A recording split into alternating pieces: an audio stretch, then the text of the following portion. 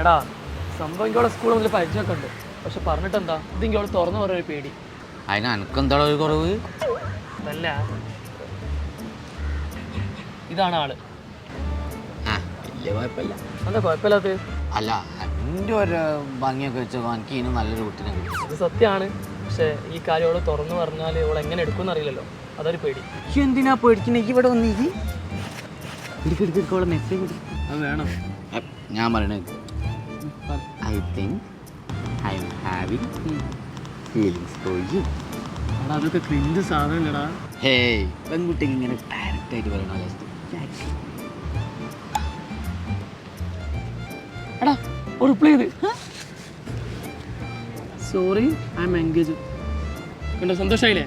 തേഞ്ഞ്. എടാ അതിന് എൻഗേജ്ഡ് എന്ന് പറഞ്ഞാൽ ബിസിയാണെന്നാണ്. കല്യാണം ഉറപ്പിച്ചെന്ന് മാത്രമല്ല, അവളെന്തെങ്കിലും തിരക്കിലാക്കൂ.